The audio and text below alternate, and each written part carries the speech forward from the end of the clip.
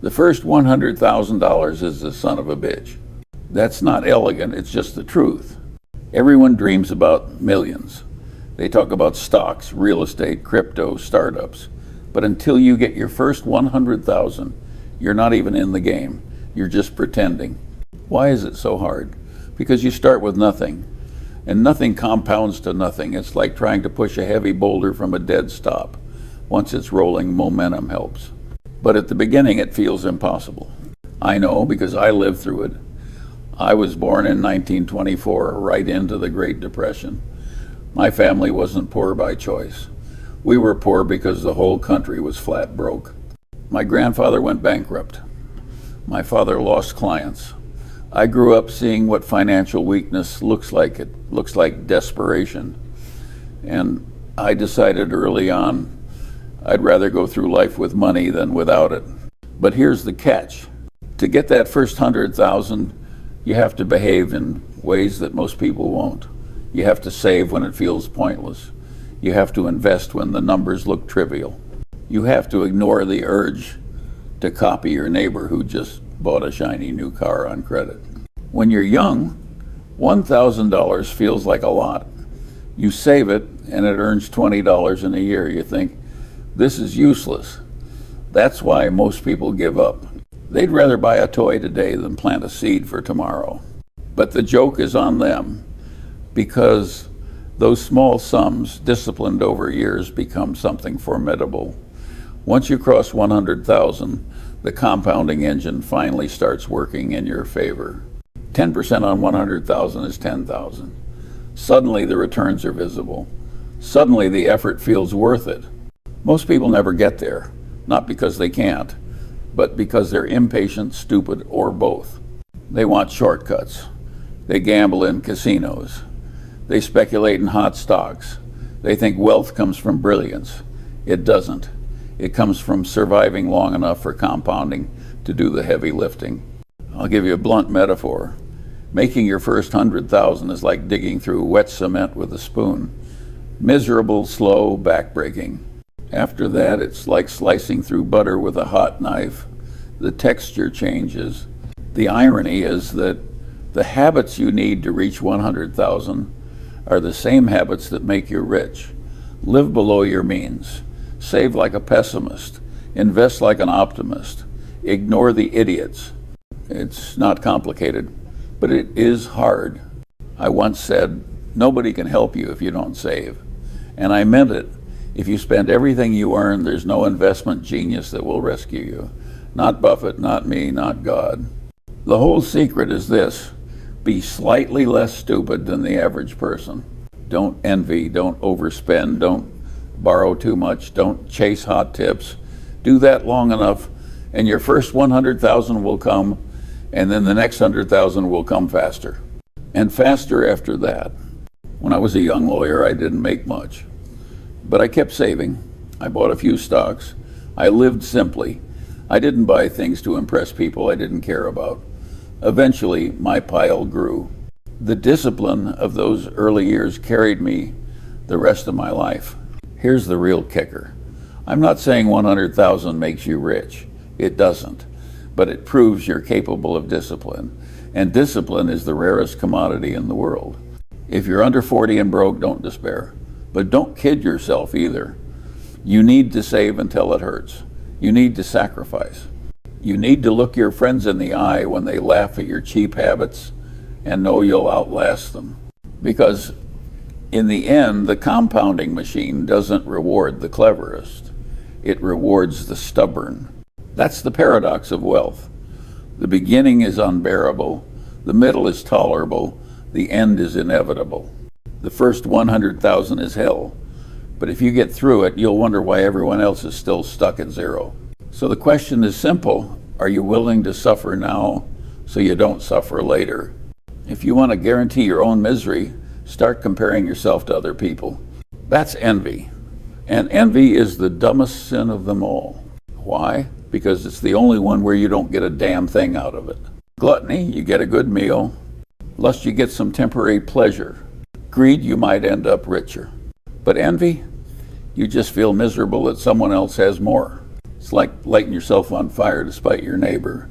When I was young, I watched envy destroy lives. A lawyer I knew, brilliant man, worked harder than anyone couldn't stand that other lawyers were getting richer faster. Instead of sticking to his practice, he jumped into every hot deal and stock craze he could find. He wasn't trying to make money, he was trying to beat the guy next to him, and he lost his shirt. That's how envy works. It blinds you. It makes you chase things you don't even want just because someone else has them. It makes you play games where you have no edge, and eventually it makes you broke. Buffett and I never wasted time envying others. We admired some, we learned from some, but envy? Never. What would be the point? If someone's got a yacht bigger than mine, good for him. I don't want the damn yacht anyway. Here's the irony. The more you compare, the less you'll actually save. Because envy drives consumption. Your neighbor gets a new car. Suddenly your old car feels inadequate. Your friend takes a trip to Europe. Suddenly you think you deserve one too. And there goes your savings rate. People ask me all the time how to get rich. I tell them, stop trying to look rich. Stop trying to impress idiots. The world is full of fools spending money they don't have to show off to people they don't even like. You want to join them? Fine. But don't whine when your net worth is zero. You know who doesn't get rich? The guy keeping up with the Joneses. You know who does? The guy who quietly keeps piling up his money while the Joneses drown in debt. The numbers don't lie. If you save $10,000 a year for 10 years, you'll have a pile that can compound. If you waste $10,000 a year trying to look rich, you'll have memories and credit card bills. Which one do you want? I'll give you a personal confession. When I was starting out, there were plenty of people in Los Angeles richer than me. They had nicer houses, fancier parties, flashier lives. I didn't envy them. Because I knew most of them weren't really rich, they were leveraged. They looked like kings until the tide went out. And when it did, they were exposed as paupers in expensive suits. That's the lesson. Envy not only makes you stupid, it makes you fragile. You take risks you shouldn't. You spend money you don't have. You build a house of cards hoping it will impress people who aren't paying attention anyway. The cure is simple. Stop comparing. Think like an owner, not a consumer. Care about your own pile, not your neighbor's, because the world doesn't care how you look. It only cares what you can withstand when the storm comes. If you can kill envy, you'll save more. If you save more, you'll hit that first 100,000 faster. And if you hit that first 100,000, you'll laugh at all the people still trying to keep up appearances. So the next time you feel envy, remember this. It's the only sin where you don't even get to enjoy the sin. All pain, no reward. You can do better than that. The truth is, envy is free poison, and most people drink it daily. Don't be one of them. You don't get to 99 years old without making some very stupid mistakes. And I've made plenty. One of the biggest, I sold too early. It sounds small, it sounds harmless, but it probably cost me more money than all my other mistakes combined. Here's the story. Decades ago, I bought into a company at a cheap price. I liked it, the business was sound, the people running it were honest, and the economics made sense. But when the stock doubled, I thought I was clever. I sold, I patted myself on the back. The company went on to multiply tenfold, maybe 20-fold. I don't even want to calculate it anymore. That little act of impatience trying to look smart by taking profits probably cost me tens of millions, maybe more. That's the problem with being too eager. Most people think the hard part of investing is buying. It isn't. The hard part is sitting while nothing happens. Sitting while everyone else is jumping in and out. Sitting while the world screams at you to do something. Buffett always says his favorite holding period is forever. That's not poetry. It's rationality. If you find something great, why would you let it go just because it's gone up a little? Selling a great business too early is like selling a winning horse halfway through the race. Sure, you lock in a little profit, but you give up the real fortune. I learned that lesson the hard way. It scarred me, and it made me much slower to sell after that. It's funny because most of the big mistakes people make are symmetrical. They either hold garbage too long or they sell greatness too soon. Both come from the same disease, impatience. When I look back, I don't regret missing some wild speculation. I don't regret skipping tech fads I didn't understand. What I regret are the moments when I owned something good and I was too eager to clip the ticket and run. That's a mistake you don't forget. And I've been reminding young people ever since, if you're lucky enough to find a wonderful business, don't be in a hurry to part with it. Those are rare. And compounding needs time more than anything else. Here's the irony. The same stupidity that cost me millions has made other people poor. The average investor buys at the top, sells at the bottom, and repeats until broke. They can't sit still. Their attention span is shorter than a goldfish.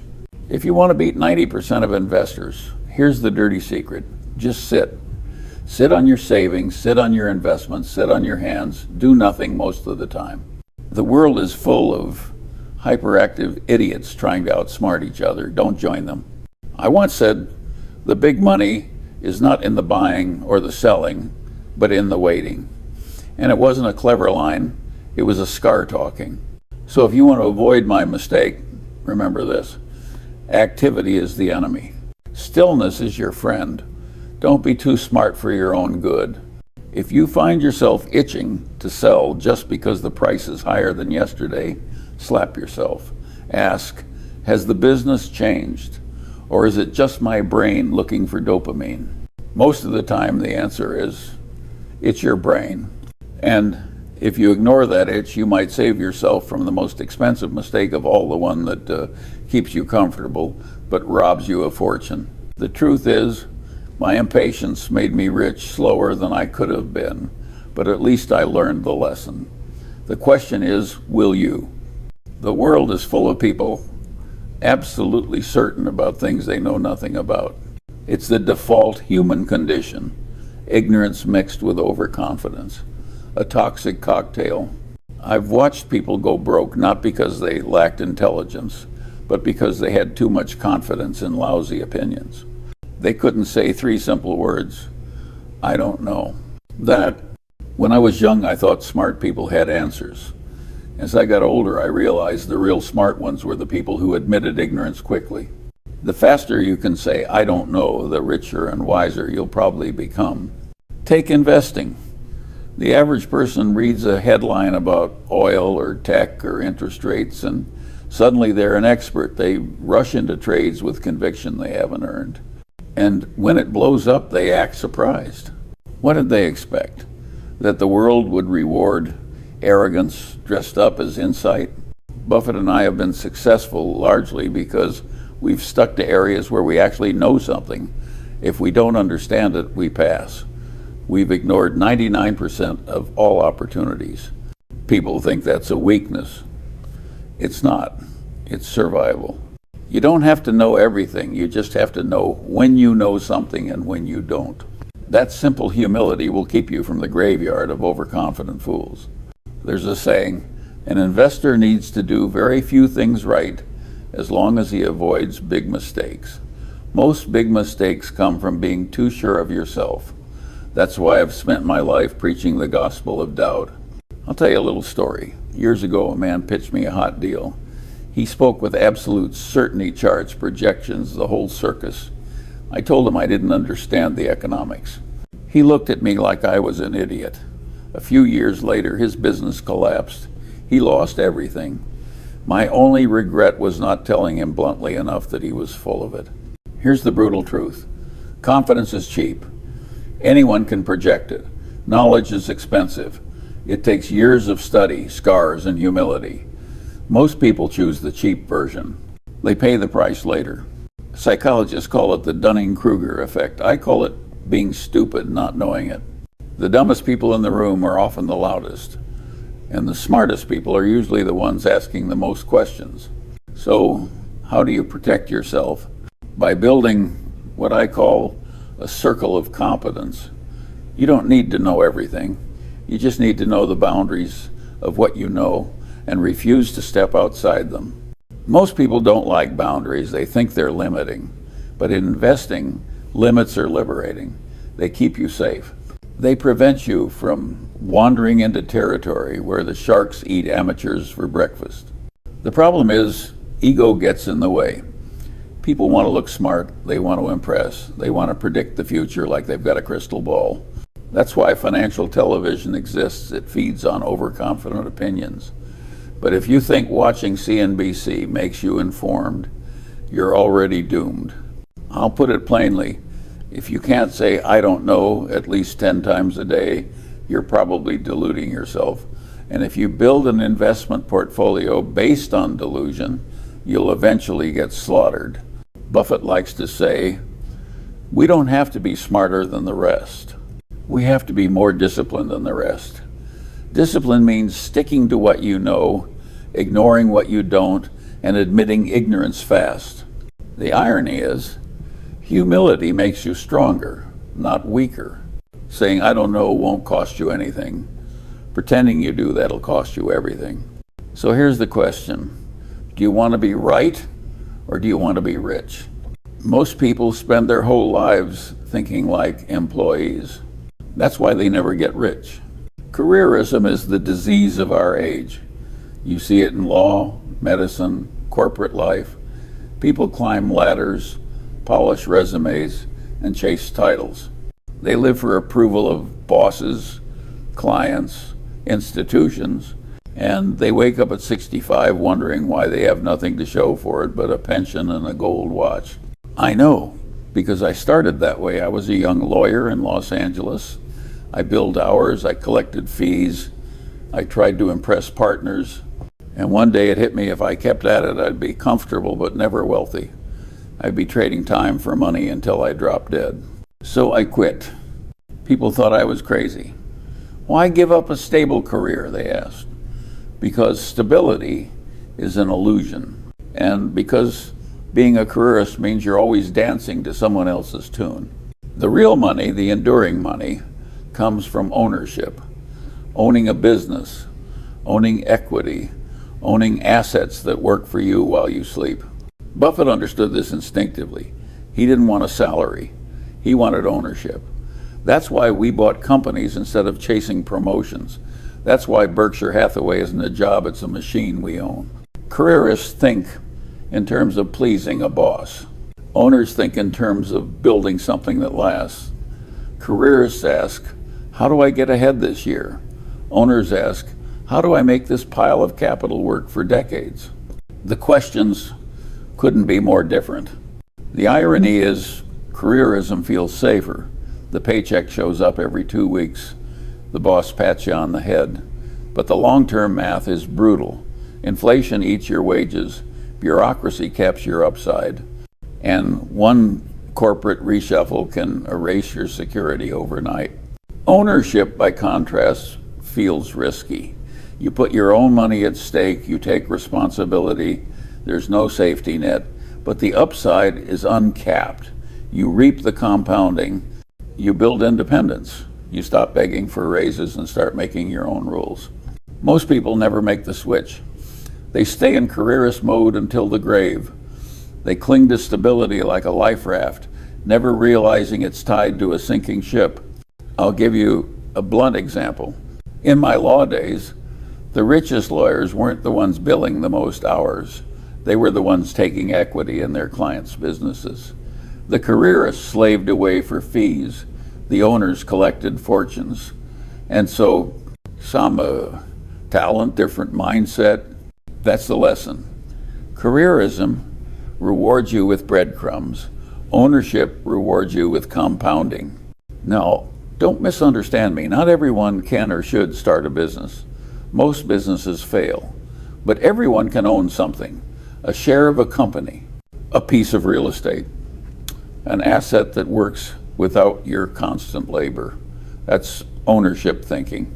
The key is to stop thinking like a hired gun and start thinking like a capitalist. Ask yourself, am I building an asset or am I just selling my hours? If it's the latter, you're stuck. If it's the former, you're on the path to freedom. Buffett and I never envied careerists. They got applause, we got equity. In the long run, equity beats applause every time. So here's the rule. If you want to be rich, Stop polishing your resume and start building your balance sheet.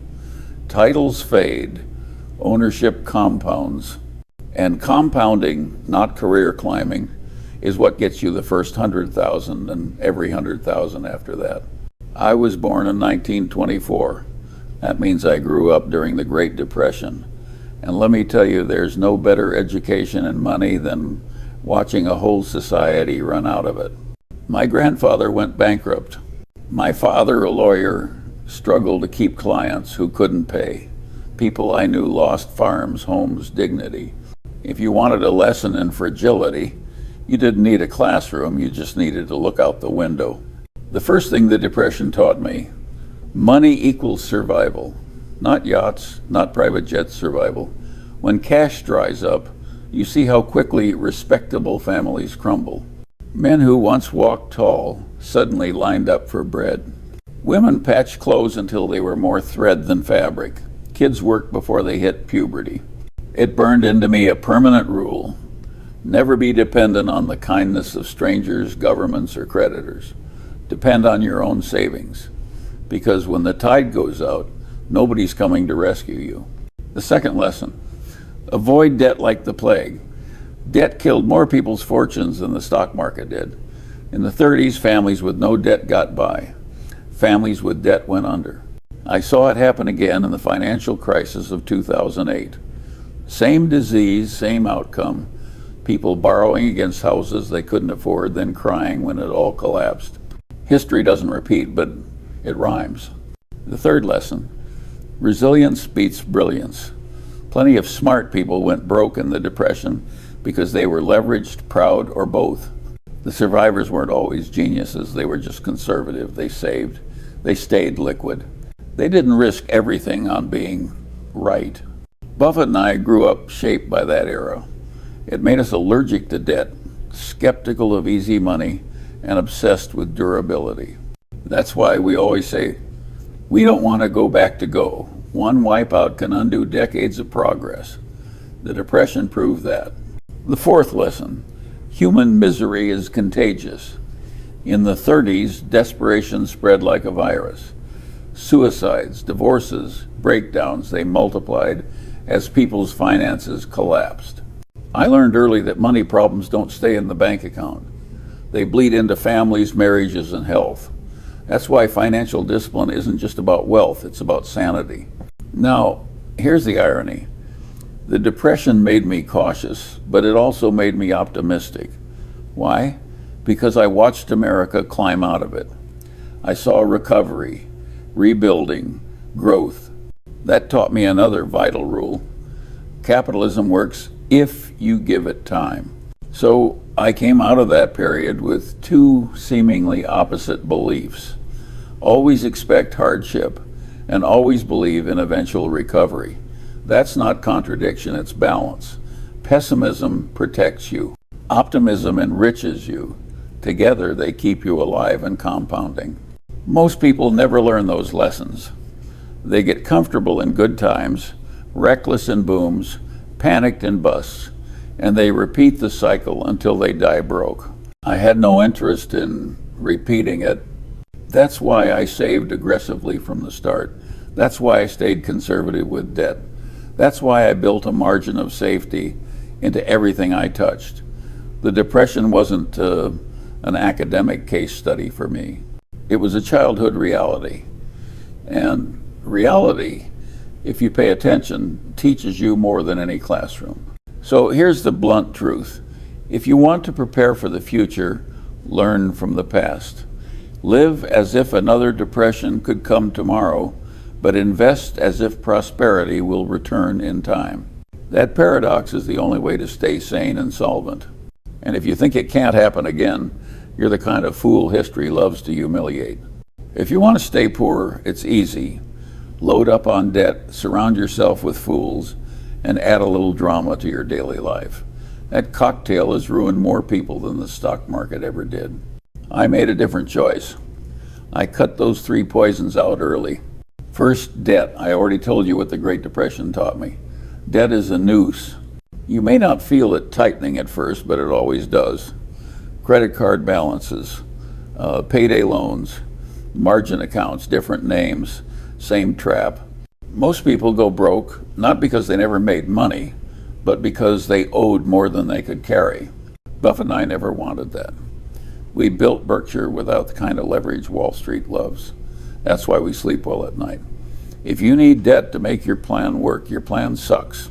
It's that simple. Second, drama. You'd be surprised how many intelligent people ruin their lives chasing chaos. Bad marriages, foolish lawsuits, toxic partners. They spend their energy on soap operas instead of compounding. I had my share of tragedy. I buried a child. I lost an eye. I got divorced. Life handed me enough real drama. I had no appetite for manufactured drama. That's why I cut it out wherever I could. Don't pick fights. Don't sue unless you absolutely must. Don't waste time on people who drain you. Life is hard enough without volunteering for extra misery. Third, dumb people. This one is underrated. Who you spend time with will determine 90% of your outcomes. If you invest with idiots, work for idiots, or marry idiots, you'll pay dearly.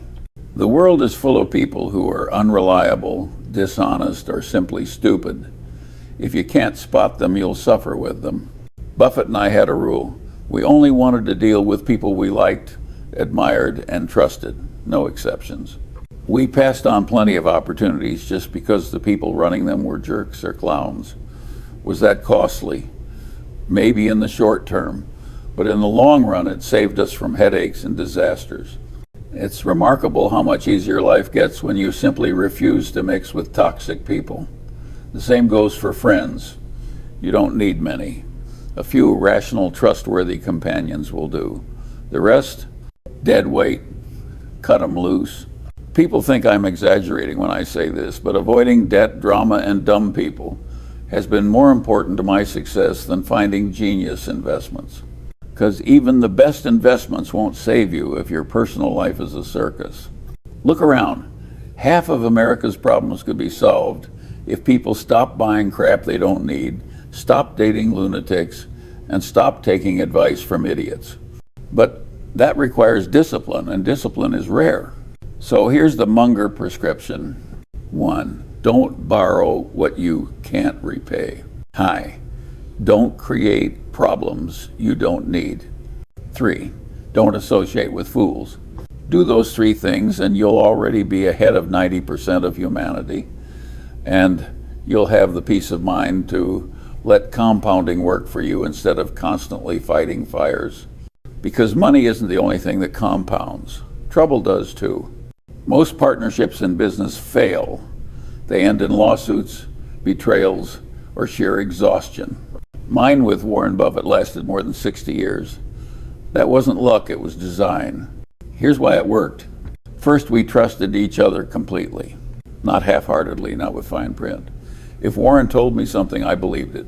If I told him something, he believed it. No hidden agendas, no games. That kind of trust is rare. And it saved us from the poison that ruins most partnerships, suspicion. Second, we were complementary. Warren is more optimistic. I'm more skeptical. He sees opportunity, I see danger. Together we balance each other out. Alone, we might have been good. Together we were much better. Third, we agreed on fundamentals. We both hated debt. We both valued patience. We both believed in owning great businesses for the long haul. When you agree on principles, you don't waste time fighting about tactics. People assume we never disagreed. Wrong. We argued plenty, but we argued productively. If Warren thought something was worth doing and I thought it was stupid, I said so. If he convinced me, we did it. If he didn't, we didn't. No hurt feelings, no ego contests, just logic. That's how rational people operate. What didn't work? Well, we weren't perfect. We were both too slow to buy certain companies. We missed plenty of opportunities in technology because we didn't understand them. And sometimes being too cautious made us late. That's the price of our temperament. But it's a price I'll gladly pay. Better to miss a few big winners than blow up entirely. That's what most investors don't understand. They envy the guy who bought Amazon in 1997. They forget about the 100 guys who bought pets.com in 1999. Another thing that didn't work. We weren't always right about people. A few times we trusted managers who turned out to be disappointing. It happens. You can't avoid it entirely. But we avoided it enough to survive. That's what matters. Here's the deeper truth. Our partnership worked because it was about more than money. It was about shared values. We liked the same jokes, the same books, the same ideas about life. If your only bond with someone is profit, don't expect it to last. People always ask me, how do I find a Buffett? My answer, don't. First be worthy of one, then maybe you'll attract someone equally rational. If you're unreliable, selfish, or lazy, no Buffett in the world will stick around. Buffett and I both had plenty of chances to betray each other. We never did. That's the ultimate secret. Integrity. Without it, partnerships rot. With it, they endure. The irony is everyone wants a magic formula, but the formula is boring. Pick a trustworthy partner. Agree on principles. Balance each other's strengths, and don't be a jerk. Simple, but not easy. That's why most fail. In the end, our partnership wasn't about maximizing returns, it was about minimizing mistakes. We didn't need to be geniuses. We just needed to avoid being stupid together for a very long time. And if you think that sounds unglamorous, you're right, but it worked. People love to imagine Buffett and me as masterminds who carefully plotted our way to billions. That's nonsense. I never planned to be a billionaire, I just overshot. The truth is simpler and less glamorous. I tried to save, I tried to invest rationally, and I tried to avoid doing stupid things. That's it. The rest was time and compounding. Most people can't accept that. They want a secret formula. They want shortcuts, tricks, hacks. Sorry, there aren't any. The formula is so dull, most people refuse to use it. Spend less than you earn. Invest the difference in something sensible. Let compounding do its work. And wait longer than everyone else. Do that for 50 years and you'll look like a genius. But you won't feel like one along the way. You'll feel bored. You'll feel behind. You'll feel like the world is passing you by. That's why most people fail. They can't tolerate boredom. I didn't get rich because I was smarter than everyone. I got rich because I was more stubborn than everyone. I could endure years of sitting, waiting, and ignoring the noise. It's not brilliance. It's endurance. And when the numbers got big, I didn't let them change my behavior. I lived simply. I drove modest cars.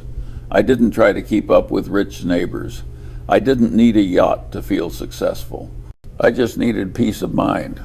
That's another paradox. You don't get rich by acting rich. You get rich by acting boring. You save when it's hard. You avoid debt when it's tempting. You sit still when it's uncomfortable. Then one day people look at you and say, wow, how did he do it? I'll tell you how. I didn't blow it, that's all. I've said it before. If you avoid the big mistakes, the rest takes care of itself. You don't need to swing at every pitch. You don't need to predict the future. You just need to survive, let compounding work, and not screw up your own life. That's why I laugh when people ask me for motivational advice. Motivation fades. Discipline lasts. If you can build a system that makes saving automatic, stupidity hard, and compounding inevitable, you don't need inspiration. You need patience. So, yes, I became a billionaire. But I never aimed for it. I just aimed for survival, rationality, and a decent night's sleep. The billions came as a byproduct. And here's the punchline. Overshooting is better than undershooting. If you save too much, nobody complains. If you save too little, it's a tragedy. I didn't overshoot because I was greedy. I overshot because I didn't want to depend on anyone else. That simple paranoia about independence made me richer than I ever imagined. So if you want a formula, here it is. Don't aim to be rich. Aim not to be stupid, not to be dependent, not to be fragile. Do that long enough and you might just overshoot too. People always want me to give them a magic trick. But the truth is insultingly simple. If you're not spending less than you earn, I can't help you. Nobody can. Doesn't matter how smart you are. Doesn't matter what stock tips you get. If the money leaves your pocket faster than it comes in, you're finished.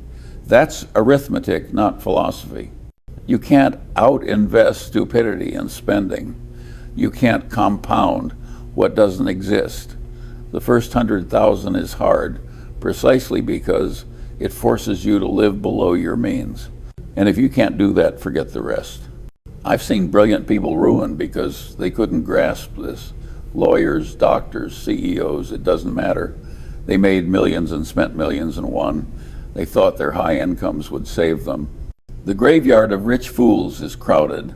Buffett and I didn't get rich by being flashy. We got rich by being consistent. We lived like people who understood subtraction, money in, less money out, year after year. That gap, the savings, is where compounding lives. Kill the gap, kill your future. It sounds harsh, but it's liberating because it means you don't need genius. You don't need perfect timing. You don't need luck. You just need to master one boring principle: spend less than you earn. Every year, without exception. Most people won't do it. They'll whine about inflation, about unfair systems, about bad luck, and sure, the world isn't fair. But discipline works even in unfair worlds, especially in unfair worlds. So if you want advice, here it is. Stop looking for magic. Stop envying your neighbors. Stop chasing shortcuts. Focus on the basics. Save, invest, sit, repeat. It won't feel good at first. It won't feel impressive. Nobody will clap for you when you put a few dollars aside instead of buying a new gadget. But one day you'll cross that first 100,000 and you'll understand, because the day you get there, compounding finally turns from theory into reality. The boulder starts rolling downhill instead of uphill. The machine works for you instead of against you. And you'll realize the hardest part wasn't the math, it was the discipline. So let me leave you with this. The first 100,000 is hell, but it's also the only real test. If you can get there, the rest will follow. If you can't, no strategy, no guru, no market miracle will save you. It's not glamorous advice, but it's the only advice that matters. Spend less than you earn. Invest what you save. Stay patient. Everything else is noise.